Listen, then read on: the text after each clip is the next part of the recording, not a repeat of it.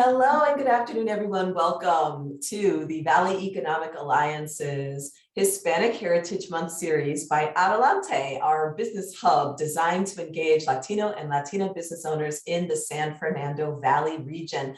This is our second of 3 webinars, and we're super excited about today's program and really glad that you decided to join us. So I'm Sonia Blake. I'm President and CEO of the Valley Economic Alliance. Welcome. Feel free to register your information in the chat so we can get to know who's here. And also do put your questions in the chat as they arise in your mind so that we'll go back to the chat when it's time for Q&A and be able to get those answered. So I'll tell you a little bit about the Alliance. For almost 30 years now, we've been serving our 5-city region, which includes Burbank, Calabasas, Glendale, San Fernando, and the northern section of the city of Los Angeles. And the Alliance promotes job creation and retention through business assistance, business attraction, workforce development, and tourism. Our goal is to foster a great quality of life in the region while promoting a prosperous, environmentally sustainable, and equitable developing valley. So we offer educational programs of different topics of interest to business owners to help you increase revenues, decrease costs, and access capital. Adelante is one of our 3 affinity groups, and we're really looking at how can we really close the information gap, close the capital gap, and close the network gap that can oftentimes be experienced by women business owners and business owners of color. So we have a Facebook group, which is designed for some pretty terrific networking, sharing information, and also the latest grants and loans related to particular demographic groups. That's where we post the information. So why is this important? Well, as we mentioned in our last seminar, there are some very interesting statistics related to Latino and Latina business owners throughout the US, throughout the state, in the San Fernando Valley region. The total economic output or gross domestic product of Latinos in the US was $2.3 trillion. And that was measured back in 2017. So if the Latino GDP were an independent country, it would have been the 8th largest in the world, ahead of Brazil, Italy, Canada, and Russia. So and also it's a very fast growing segment of our population. We estimate that there are probably about 50,000 Hispanic owned businesses in the San Fernando Valley region. So we definitely want to invest in our business owners, all of our business owners, to make sure that there's a level playing field and that everyone has access to the information and the capital and the contacts that they need to start and grow here in the Valley. And that will help our whole economy to thrive. So we're thrilled that you're here with us, and we're super excited to thank our sponsor and longtime supporter that helped us to put on the program, Pacific Premier Bank. They spoke at our last seminar, so I encourage you to check that out if you're interested in topics related to access to capital. And today it's my pleasure to introduce our 2 speakers on marketing your business for growth. So we'll be talking about business development and how you can get some additional customers by raising your profile among your customer base. So we have 2 presenters with us today, Jessica Reveles and Patty Ross. So I'm going to start by introducing Jessica to you today. So Jessica is the founder of J Squared Communications. And she brings over 15 years of marketing, communications, and creative experience with a strong emphasis on content marketing, copywriting, and search engine optimization. So we're going to hear a little bit about all of those great things. She founded the company while working 3 part-time jobs and living in a homeless shelter with her then 7-year-old son. Such a great story of overcoming. So driven by an unwavering passion for people, Jessica is resourceful and solution-oriented. She provides clients with the tools and language needed to understand the work, and she and her team work behind the scenes to move the needle for a return on her clients' investments. She knows firsthand that knowledge is power. That's words to live by, y'all. That's tweetable right there. Knowledge is power. And her commitment to empowering her clients is really unparalleled. So we're really very thrilled that Jessica is a part of the Alliance family. Our success, our daily activities in the work that we do are definitely intrinsically linked. And we're really thrilled that Jessica has the time and the desire to be with us here today to talk a little bit about some social media marketing tips for us. So welcome, Jessica. Thanks for being with us, and the microphone is all yours. All right. Thank you, Sonia. I so appreciate you and the Alliance and everything that you've done to support my business's growth. I'm so happy to be here to share with you 5 ways to repurpose your content for social media and some statistics to go along with what content marketing means and how to reach your target audience. So I'll share my screen in just a moment.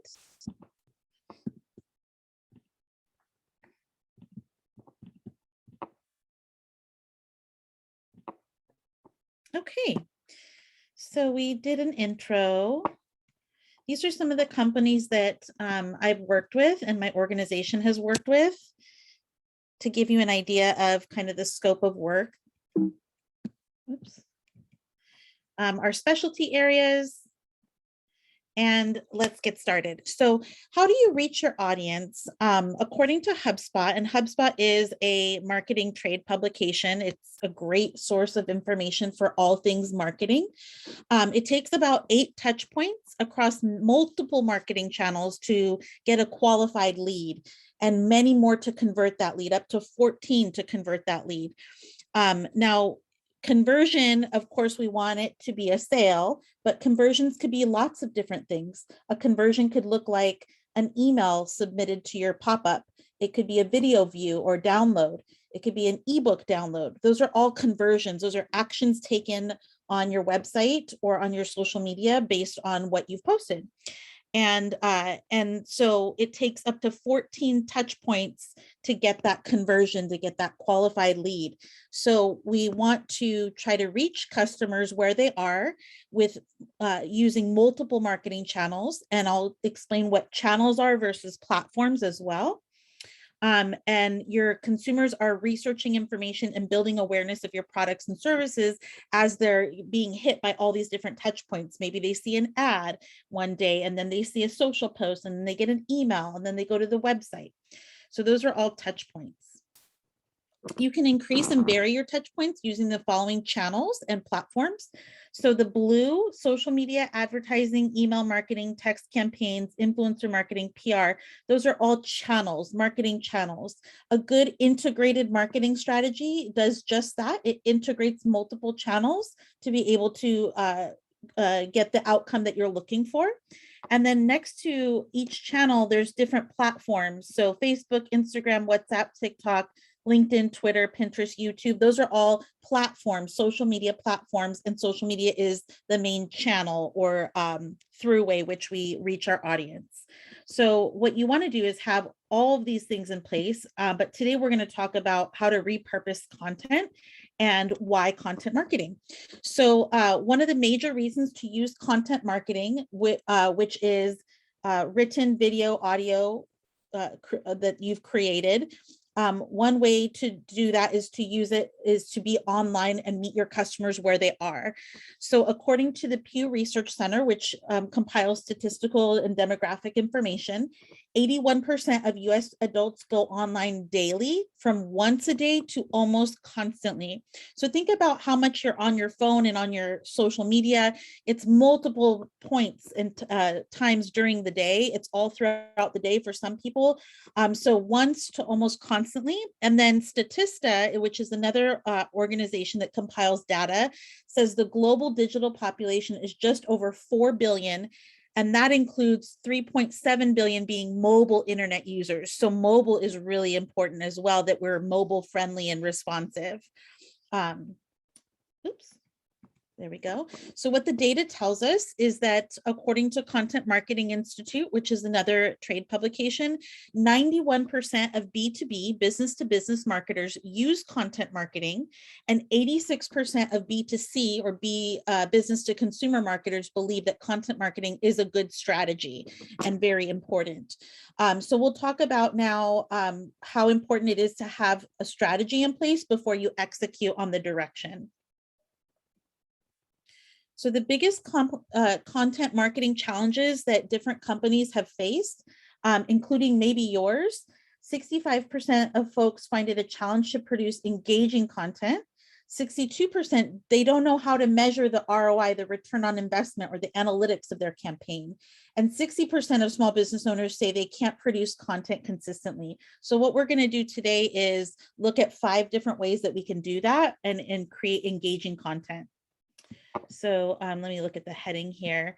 Do you have a content marketing strategy? So this pie chart shows B2B marketers that have a marketing strategy or don't have a marketing strategy. And the majority do have a strategy. So 37% have one and it's documented. 38% have one, it's not documented. 19% have one, but it's not documented, and they plan to have it in the next 12 months. And then only 6% don't have plans to have a marketing strategy. So the overall consensus is marketing strategy is extremely important to be able to drive the content that you create. So the Content Marketing Institute also shows that 72% of marketers say that content marketing increases engagement. Engagement looks like clicks, follows, shares, likes, subscribes, downloads, and 72% say it has increased the number of leads. So I gave an example of Twitter because Twitter often is overlooked, and it's great for, especially for certain industries like finance, medical, journalism, news, a variety of different industries or verticals. But 66% of people according to Twitter, found a new business on Twitter. 69% of people using Twitter bought something because of a tweet they saw, and 94% plan to make a purchase from a business that they follow on Twitter. And that goes for other brands as well on different platforms. So now I want to talk briefly about SEO and content marketing. SEO is a part of content marketing that's very important. SEO means search engine optimization, and it's the practice of integrating keywords into your content to get found online. So it's worth it to optimize your content for SEO because if you think about it, think about how you use search when you're searching on Google or Yahoo or Bing. You typically only look at that first page of search results, and that's where 95% of people are looking and not clicking through to the second, third, or more beyond different pages. So what you want to do is get found in a position at the top of search on that first page. So what we're going to do is we start with a marketing calendar, and that is part of our marketing strategy. This can include activities like blog posts, emails, social media holidays, national holidays, and any advertising campaigns you might use. So the benefits of using a content marketing calendar like this one that I have here is that it keeps you organized, it helps you develop your brand voice, saves you time and stress, ensures consistency, which is so important, and encourages collaboration among your team. So this is what one looks like, and we usually put this out every year, so definitely stay in touch with me so that you can get the 2022 version. But this was January of 2021, and this is just an example of what one business can do. So they're posting, it looks like, to Facebook, LinkedIn, and Instagram on Mondays, Wednesdays, and Fridays. And then they've got all these social media holidays. Not all of them are going to apply to this business, but whatever the business is, they might pick one of these holidays. For example, let's say National Technology Day. Let's say you're a tech company or you're a marketing company like mine. We would want to post something on Tech Day to talk about and involve ourselves in the technology conversation. You also have e-blasts once a month and a blog and Pinterest every week on Wednesdays. And then you've got Facebook Live here on Saturdays or whatever day you might choose. It's all color coded. Now you want to know how often you post. So in terms of keeping up with all the content that's coming out on a daily basis, on social media, more is more. So the more you post, the better chances you have of being seen and gathering leads and converting those leads. However, I know that as a small business owner wearing all the different hats, including the marketing hat, it can be difficult to find the time to set up these posts.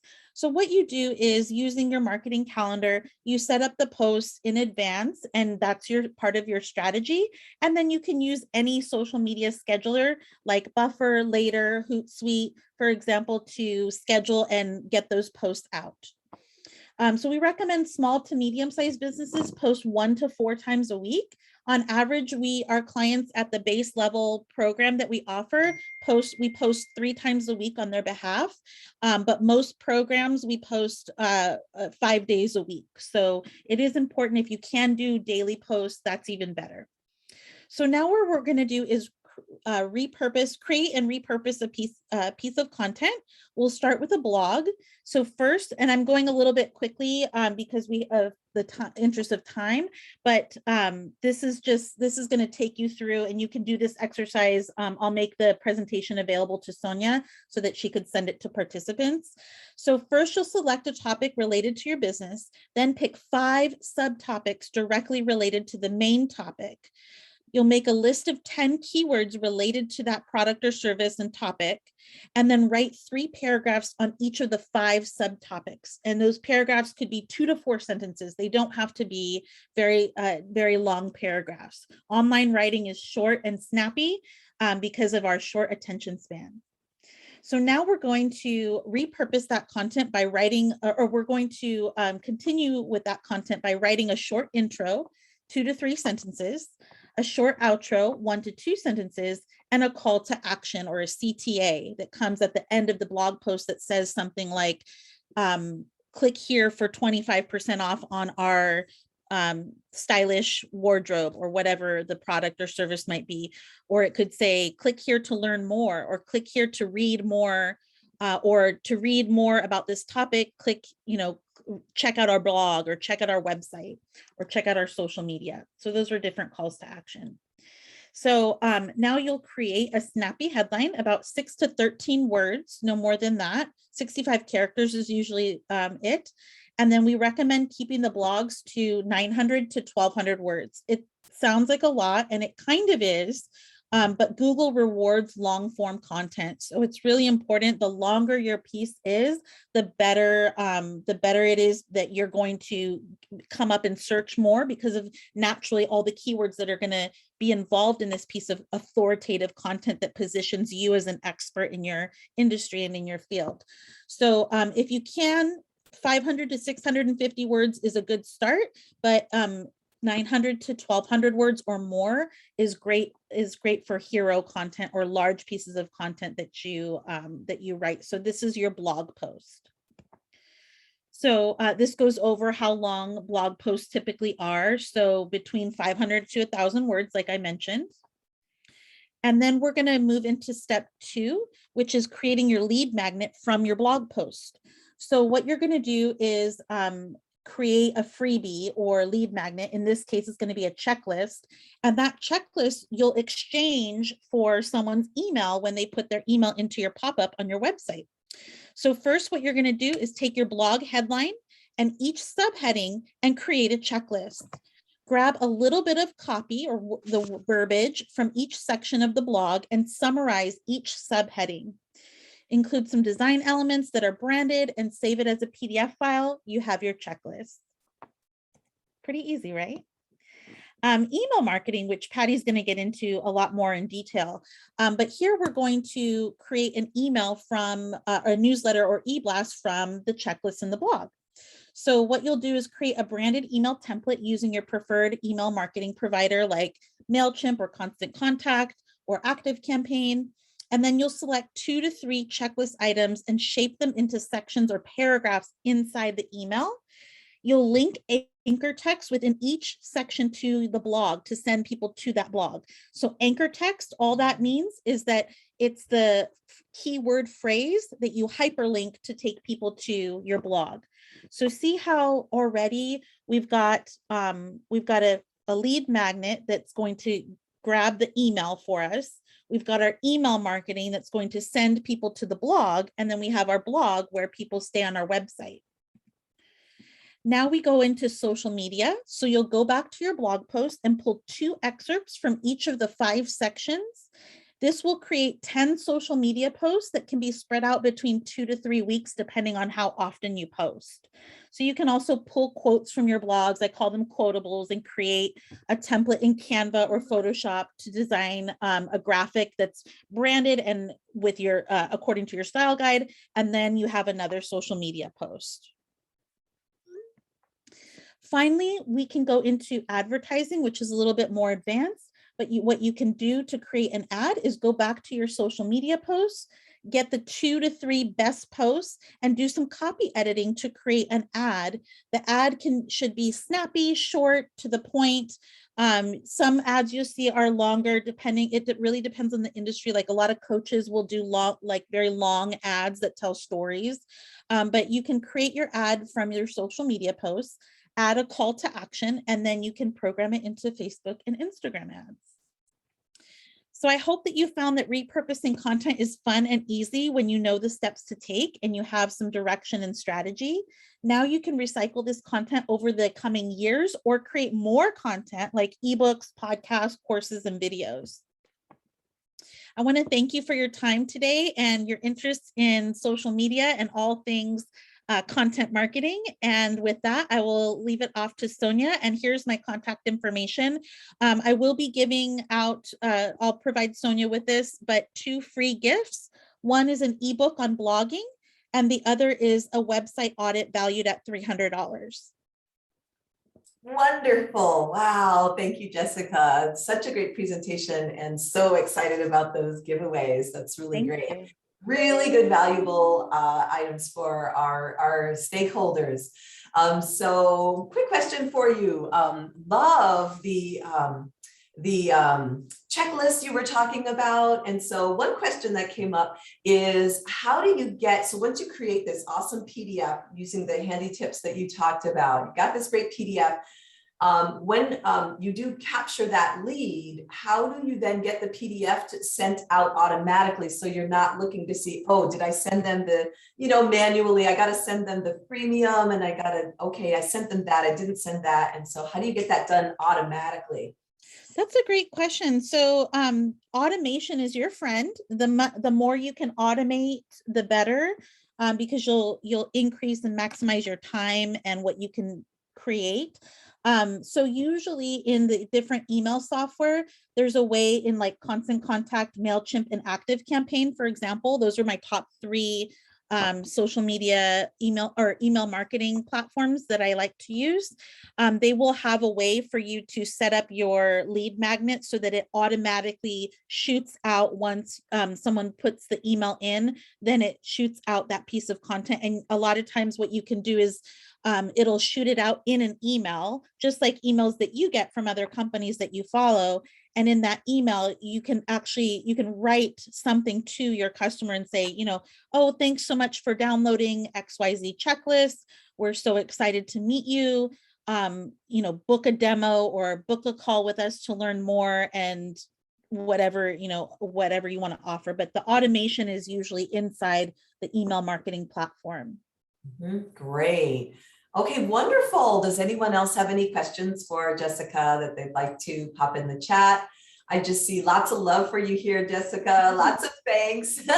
And really appreciate all of that. And then remind us again now, what were those 2 wonderful gifts that we're going to Absolutely. Yeah. So one is an ebook that I wrote on blogging for SEO. And the other is a $300 value comprehensive website audit. So for those that have a website, what we can do is use the software to crawl through the site and assess your website based on listings, reviews, social media, SEO, and website speed and performance. Okay. Okay, great. I see there's a question in the chat asking which automation, right? You're saying automatic marketing calendar. Oh, automation marketing calendar do you use? So there's a website that I like, a software called Content Cal. It's content and then CAL. And theirs is fully automated, and you can work on, you can have your whole team work on it, or you can work on it individually to set up posts. I recommend that one for small business owners. There's a small cost to it, but it's nominal based on what you can do with the software. And then I personally use an agency platform, a agency white label platform that does all of our automation for us, but it's for agencies. It's not for small businesses. Great. Okay, great. Makes sense. I do create websites. Yes. Awesome. I see another question. Yeah. We see these questions in the chat. Okay, great. Well, good. Any other questions for Jessica at the moment? And also, you're going to have the chance to connect with Jessica in depth very soon, right? Because Jessica is going to be joining me for our office hours at our business huddle on October 13th.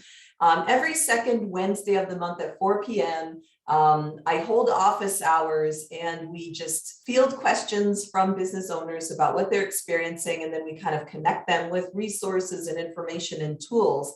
So Jessica is going to hang out with me for our next business huddle, and you'll be able to bring her your particular questions with answers, and that should be a lot of fun. So really appreciate that that time also.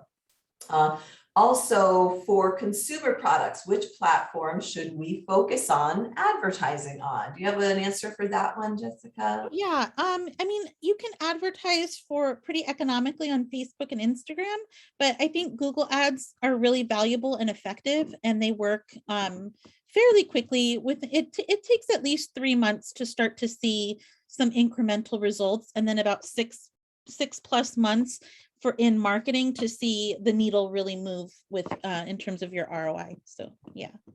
Fantastic. Awesome. Well, thank you, Jessica, for that. Really appreciate that. And we are looking forward to more Q&A. Bring your individual questions and concerns and challenges on October 13th, and Jessica will be able to field those then. So awesome. Onward and upward. I'm so excited also to have with us our next speaker. And oh my gosh, it's like an embarrassment of riches today with Patty Ross. So Patty has well over 20 years experience in marketing and has been in the online space since 1998, where she developed an e-commerce program for a gourmet gift company into a $1 million business. Okay, if one of your aspirations is to have $1 million business, Patty is someone who knows how that is done. And she spent 17 years helping the wine industry gain traction online, and has since branched out to help other industries as well grow their brands. So she's worked in the financial area, legal, health and beauty, motorsports, landscape design, even cannabis and restaurants, political activism, and nonprofits. So a wide range of industries. So it's happened, she's seen it. Her company is called Golden State Marketing. And she really enjoys speaking. She's the former president of the National Association of Women Business Owners here in Los Angeles. And so not only does she have a ton of expertise on the topic, but she has a real heart for people and for business owners and helping them to start and grow. So we're so excited and grateful, Patty, to have you with us today. Welcome, Patty, and the mic is yours. Thank you so much, Sonia. Appreciate it. And Jessica, great presentation. We both the marketing minds. I love hearing other people talk about marketing when I'm not on the mic myself. So lots of great information. And I'm going to share my screen, and we're going to talk email marketing. Totally different, but a lot of the same content as well. And hopefully this works. Okay, let's get on the slideshow. So oops, come on. There we go. Is everybody seeing that screen? Let's talk emails. Yes. Okay, perfect. not exactly working the way it should, but I think it will work. So let's talk email. So as Jessica talked about content and social media, you're going to see why email is still so important. And oops, that was weird. Sorry about that. So I always share this. I think Jessica shared this as well about having a marketing plan. And this is my marketing strategy circle that I talk about. Today, we're talking about step 5, right? We're talking about channels, right? Social media and email marketing. But I find that a lot of businesses, they skip those steps 1 through 4, right? They go, I need to be on Instagram. I need to be on social. I need to send emails, but they skip all the steps of like figuring out what your goals are, long-term and short-term. Who's your ideal audience? And if you don't know who that is, you don't know what channels are going to be at, right? So, if your audience is really Instagram and you're on LinkedIn, you're wasting your time and money, right? Potentially. So really looking at who your true audiences are, and then also doing some just basic analysis on your business, SWOT analysis, your unique selling proposition, and then your branding. What's your story and your messaging? Is it clear? Is it speaking to the right audience? Is it consistent? Because, confused buyers won't buy. So having that before you get to 5, the fun stuff, I'm sure Jessica considers the fun stuff, the channels and social media and all of that. And then having that plan in place. How are you going to do it? Who's going to do it for you if you're not doing it? What tools that you need? Jessica mentioned a few tools for publishing and planning and all of that. And then making sure you're looking under the hood, whether it's social media, your website, measuring and optimizing, because, your time and money is valuable, all of us, and we don't want to be shooting all over the place and not hitting that bullseye. So I teach a marketing plan 101 class, and this is my strategy circle. I go into more depths on how to figure all this out, but I always like sharing this because I want people to back the truck up, so to speak, if they're at step 5 and they haven't done that analysis to really know where your true market is. So that's the marketing plan. I love this. I just found this, about email marketing, right? 15 plus years ago, remember, you've got mail, and we had too much physical mail, and now we're the kind of the opposites. I thought that was kind of cute here. Now we wish we had letters instead of 3,000 emails, right? So this is what I call my drop the mic slide. I can just do this one slide and go, we're done, but I'll stick around for a few more minutes. So email marketing is the best return on investment of any marketing tool out there. For every $1 spent on marketing or email marketing, there's an average of a $40 return on investment. And I say, even if you don't get that, and that's, across the board average, it hasn't changed for years, $38 to $44 return on investment. Spin Direct Marketing Association has this statistic out.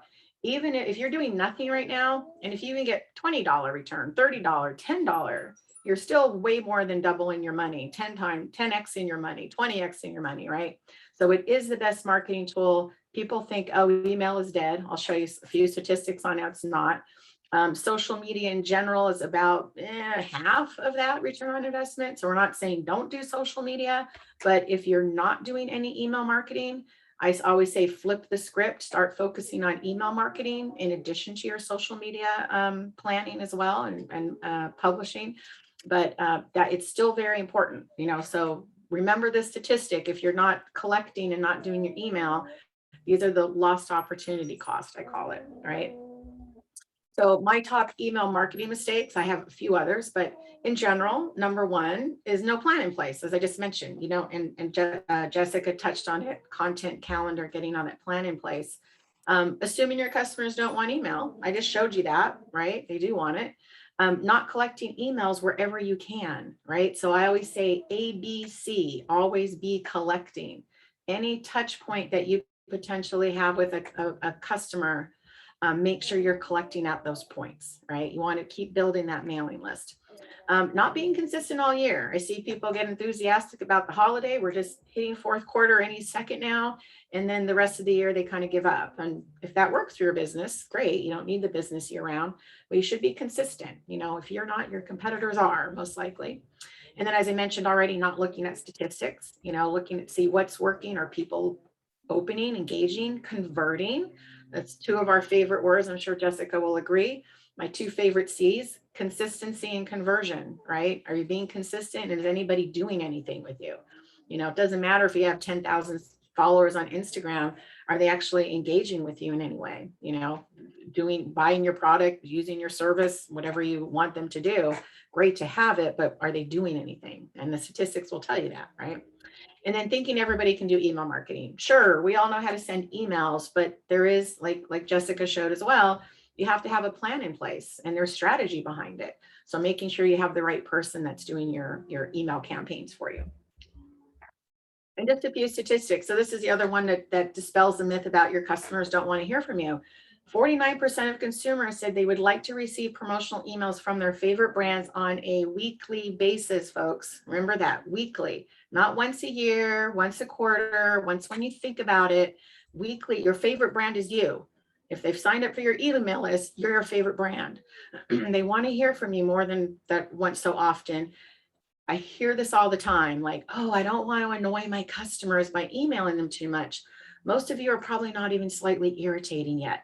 So you're not doing too much. I'll show you a frequency on here as well on how often you should send emails. But just remember that if they sign up for your list, they do want to hear from you.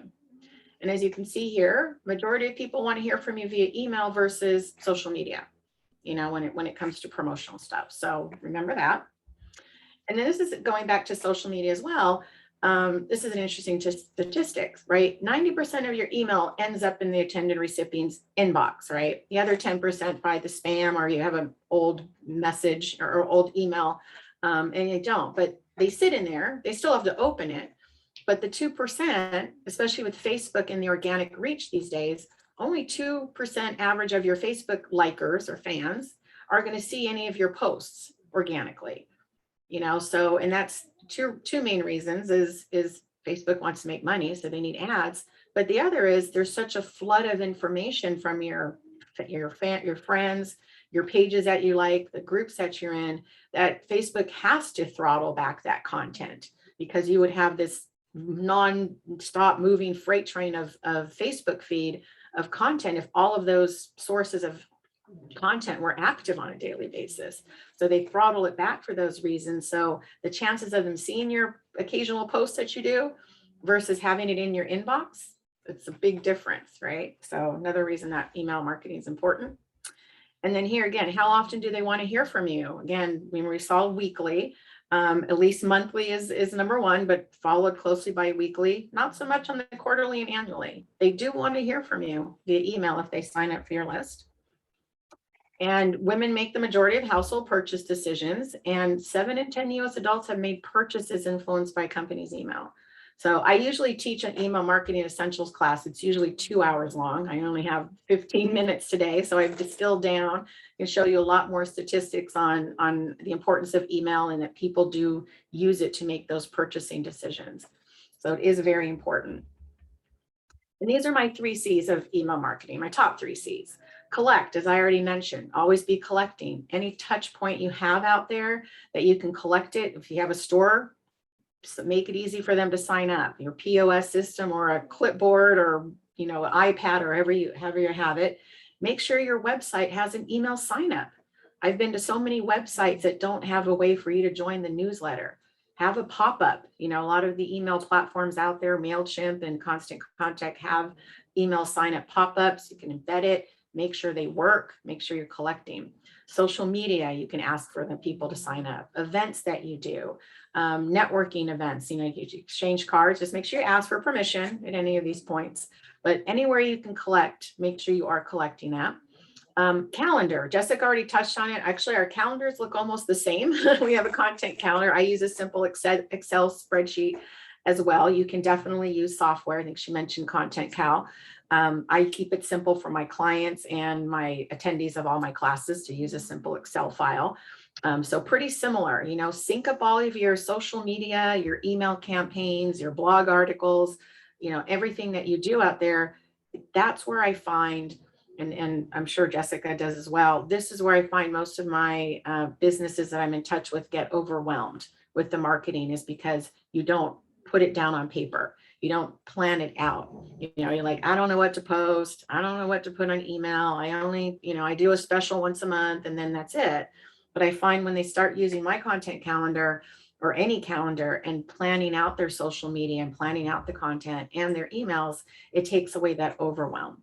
You still have to create the content, execute on it. But once you get it on paper, you'll find you do have things to post about, you do have content, and you can more easily execute on it. So definitely get whatever calendar you use, online or offline. We both have calendars we can share with you and use them, but use them, and start planning 2022 right now, October, November. I usually have my calendars wrapped up with my client for the coming year, most of it, right? And then again, that C word, consistency. Make sure you're emailing all year, and not just, once or twice a year or just during the holidays or whatever seasonal time is good for your company. It's all about all of social media. She showed you as well. It's all about consistency and staying consistent out there. And, just seeing just simple anatomy of an email. And with Jessica's presentation, I snuck in a few slides because we were talking about automations, and I had a couple of slides. I said, I'll show you some automations as well. But just, making sure everybody, if you haven't designed emails, keep it simple, make sure they're mobile responsive. I always design them in a single line format, making sure you have a clear logo, nice hero image, you can call it. Clear call to actions, above the fold and below the fold. So if you think of a newspaper, the top of the paper is above the fold and then the bottom's below. So make sure very clear purchase, get more information, go to our website, make sure you have those clear call to actions. And then as far as the who is it from? Very clear who the email's from. Very clear subject line. 3 highly rated Zinfandels, 1 amazing offer, and then the pre-header or the preview line, right? Everything you need to kind of know about the deal before you even open the email. What the wines are, you have shipping included, they're highly rated, here are the points, a little bit of information about the wine. Everything you need to know from this, right? Before you even open it. And hey, shipping, 1 amazing offer. They're well known for their Zinfandel, so people are going to open it anyways, but just keep it very clean and simple. Don't overwhelm them with, a mile-long email newsletter. You want to keep it simple as possible. People prefer, we're short attention span these days, so you want to keep it single topic emails are better. And then when do you send? So I always say, look at the red there. It says your mileage may vary. It's going to depend on, your audience. But generally, back in the early days of email, way back when the dinosaurs roamed the earth of internet, generally Monday through Wednesday, 9 a.m. to noon was kind of the favored time. Things, generally it says Tuesday has a higher open rate, but what you send makes a difference. Educational emails earlier in the week don't require action, more actionable towards the weekend, but even that's not hard and fast. Generally 8 a.m. to noon, sometimes depending on your audience, could be later in the evening, unless you have an older audience. So I say your mileage may vary. Test. Look at your statistics. When are people opening your emails, right? And don't be afraid of sending, I didn't put the slide in here because I was trimming down, but frequency matters. Generally, at least recommended to send the same one 3 times. Your announcement, your reminder, and the final offer, right? So because not everybody's going to see that first email, and you don't want to assume they saw it and they're just ignoring it. You have to keep reminding them. So don't be afraid to send the same offer more than once. So yeah, just generally I recommend usually kind of early midday. During the pandemic, I had a lot of winery clients and people were drinking heavily during quarantine. And their habits had changed, right? We were home, working from home, and they weren't in rush hour. They're home with the kids. So we started doing 4 to 6 p.m. and we got people purchasing on social media as well. So it was just a matter of, let's just test that theory out, right? And it worked. So again, test, and your mileage may vary on that. And then like I said, I threw in some slides real quick. Jessica touched on it. This is through Active Campaign. They have sophisticated what's called if this then that automations. So this is a simple welcome series. Somebody had asked about automations. You can send out a welcome email, wait a few days, send another article out. And then depending on if this or that, if yes, they do this, if no, they do that. So this is a simple welcome one. If you have a shopping cart, it gets a little bit more sophisticated. you have an abandoned cart, you send an email, and depending on their actions, you can do different things. Send a souvenir coupon, send the benefits of the season pass, keep nurturing the leads until you decide to give up, right? This is a cool one. It's called multi-channel or omni-channel campaigns, where you involve other modes of channels. So you can start with an email and then add a postcard in, or call them or text them. So there's a lot of sophisticated email automations out there. And like I said, Active Campaign has some pretty sophisticated ones. MailChimp added if this then that as well recently onto their very basic automation. So there are different things you can do and help you. And I think Sonia had asked that question, how do you, make sure, they get the automations or get the emails you promise them. Jessica said as well, automation is your friend. So make sure that you're using it. And if you need help with it, find an expert that knows how to do it to set that up. But you can do amazing things these days with email. Don't use your Outlook email to send your promotional emails to your customers. You want to make sure that you're following spam laws. With that, they're able to opt out. There's a lot of reasons in my longer class as to why you should not be doing that, and using your freemium email accounts as well. You don't want to use Gmail and Yahoo and all that to send out your emails. You want to use your domain email as well. So that's the automation. I think I'm at time now. If you want to chat, my free offer to you is a free 30-minute strategy call. You can take a quick picture of that QR code, or just go to callwithpatty.com and it will go to my calendar. And welcome to talk to all of you about email or anything you want to talk about when it comes to marketing. I'm happy to help everybody with that. And are there any questions about email?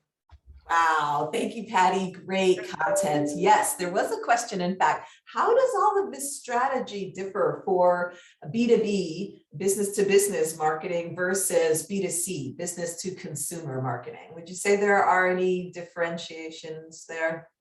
Yeah, definitely. Oh, thank you. Definitely.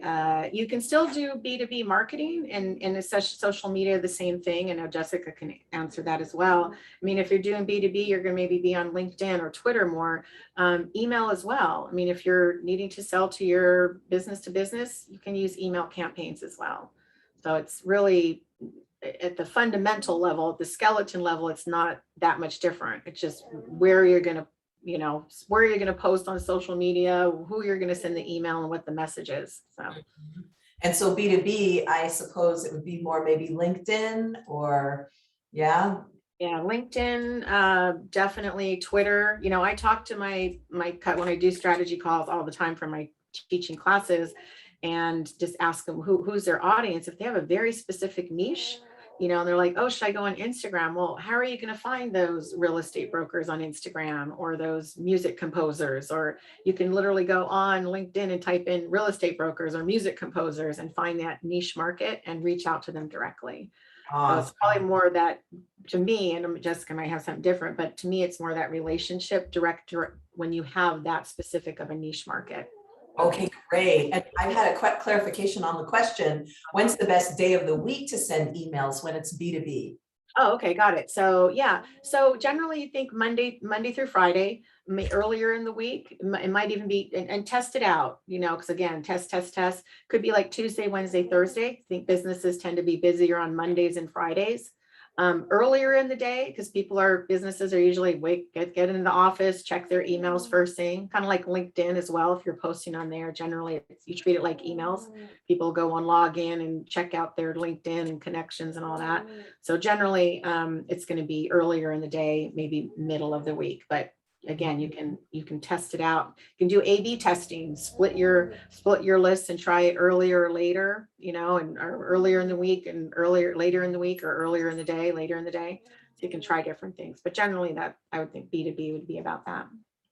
Yes, testing it out, super helpful to see as you experiment. You change just one variable and then you can tell what made the difference between the response rates. Now here's something. So I don't know about everybody else, but I find so much good stuff in my junk mail folder. I mean, things that I actually want and are really important end up there. And I'm wondering what's going on with the spam filters. But do you have tips for how we can get around spam filters. I mean, we don't want to spam people. And maybe you could even define what is spam. I mean, it's just sending an email to someone you don't know. Spam, I understand some folks are like, well, that's not spam as long as it's a specific message to that person or something like that. So what is spam and how do you get around spam filters without abusing the system? Yeah. And I saw somebody else answer that question as well. Great minds think alike about spam. So I talk about that. It was too short to talk about spam. And one is authenticating your email address. That's, again, not using your domain, your freemium, the Yahoo and Gmail. Most email platforms won't even let you do that. You have to authenticate. There's like SPF, DKIM, DMARC thing, alphabet soup of things that you can do to authenticate and make sure that your domain is trusted through your email. There's not using spammy keywords or subject lines that also can help you not be in it. I mean, some are just very aggressive with spam, like AOL. People still use AOL, Gmail, and things go into the promotional folder. I have good email, like client email sometimes end up in my spam folder as well. And there's trigger, a lot of the email platforms have spam checking on them to make sure you're not using. I worked for a credit union and I was an email marketing manager. And by nature, we had a lot of spammy keywords that we couldn't avoid, credit card offers and money and auto loans and all those words that triggered. So just changing like free workshop to complimentary changed the spam filter. When you use the word free, it's like, oops, what do you, it sounds great to use it, but it's like just changing it to complimentary workshop, got it out of spam filter. So there's software out there. And there's free platforms like mail-tester.com is one that I use, and you can just send a test email through it and it will give you a spam score. And I'll type that in there. So there's, just say mail spam tester checkers, whatever, if you Google and find them. But yeah, so there are different things you do. It's not 100%, but if you're trying to keep it as clean as possible, do your spam checks, do your domain authentication, that will help kind of keep your in the right inbox. Great. Wow. That's great. Does anyone else have any questions for Patty? It's been so good just getting so much information in a short period of time. Thank you so much for the great presentations. I think we're off to a really, really great start here. Well, fantastic. I would really like to thank Jessica and Patty both for fantastic presentations. So much great information. And really appreciate all that you've offered.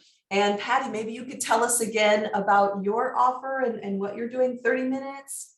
Yeah, so I put it I'll put it in there again, my calendar link, sign up for a 30-minute strategy session, and any questions you have about marketing in general, about your business, we just, no obligation to do anything, just, ask any questions you want. So you get that free 30-minute strategy call with me, and the links in there go right to my calendar. So yeah, fantastic. It all starts with strategy, just knowing what we're doing, and then we can get busy with activity, right? Sometimes we launch right into activity. I know what that's like.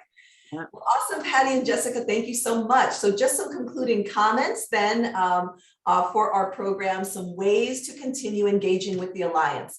I'm going to put some items in the chat here, 4 things in particular. Number 1, you should know that the Alliance has a free business assistance program. So you can go ahead and get help if you need access to capital or marketing help or hiring people or finding office space or any number of a whole host of things that you could need as a business owner to start and grow, then you complete that intake form and we can get a comprehensive understanding of what your needs are, and then we can start connecting you with folks that can help. So it's a great free way to get some services for your business.